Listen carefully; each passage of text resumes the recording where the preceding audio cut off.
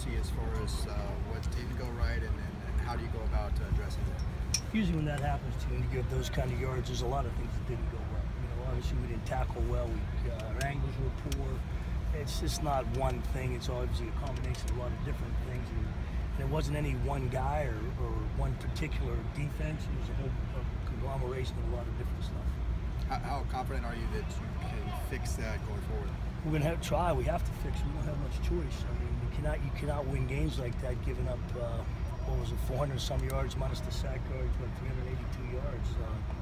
That's not going to win many games. Thank goodness our offense played great and did a great job of scoring points.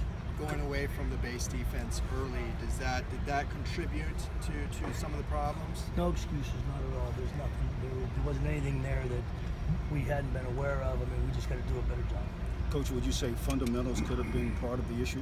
A lot of times in opening games because of the tackling, okay, but that's not an excuse for some of the things we did do.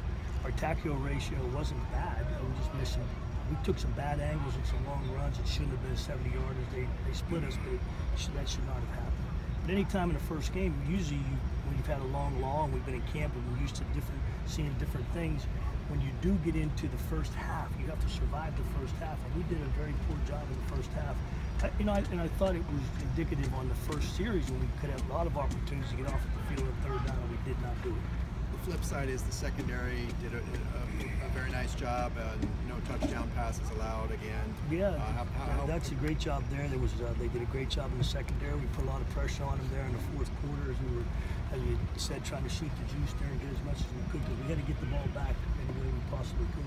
Coach, after the game Sunday night, Jim Morris said, we're not going to let the euphoria of that great comeback affect fixing what they need to fix.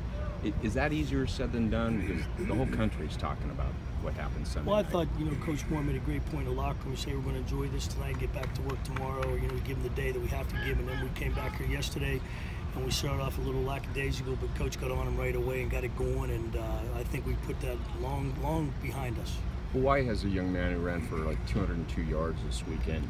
Statistically, that's easy to look at. When you look at the film of what he's doing, what do you see? Anytime like that, it's a combination. Once again, it's not just one guy. A lot of guys are doing a lot of good jobs. Other people are blocking, staying under blocks, doing a good job, good schemes. There's a whole bunch of different things that contribute to those factors. Coach, against A&M, Chigozie played a lot more snaps in the second half, especially down the stretch. Was that kind of just a matchup thing? You saying that he was a good matchup against them with the hot hand thing? Or was no, he was fresh. He was ready to go. I got to give him a lot of credit. The play he made at the end of the game it was a tremendous hustle play. Coach Angus McClure does a great job. You hear it. You guys are practice a lot. You hear him yell, "Get out of the stack! Get out of the stack!" And that's what he did. And it is a game of inches, right? He did a heck of a job to get there and pull him down, and so it was a great effort by him. You don't want to be playing desperation defense all the time, obviously, but seeing the way your DBs responded to that adversity, does it make it easier to maybe go to those situations again? No, I'm not a big fan of that. But no, that's like playing Tom's defense, I need the antacid. So no, I would rather not do that. That's not exactly a sound way to go about winning a football game. I think Adarius mentioned that there were a couple pull plays that kind of caught them off guard and he wasn't ready for those. When you look back on tape, what kind of went wrong on those?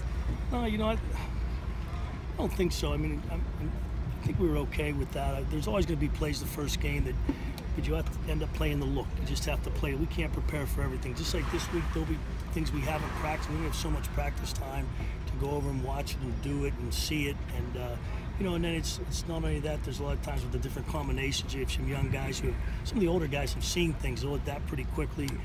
The younger guys, you worry about them a little bit. Here we are in a big game, and we didn't give them this look, but they've got to learn how to play whatever look comes up. Last question. What adjustments do you have? For you as a coach, the condensed Yeah, the short week's tough. I think it's tough for a lot of guys because, as crazy as it sounds, because you get the game done Sunday, Monday, you're already a day behind. A lot of work, a lot of guys staying up late trying to catch up, to play catch up constantly with game plans and cards and scout team stuff that has to be done. So it's not easy, but our guys have adapted well. Thank you. Thank you.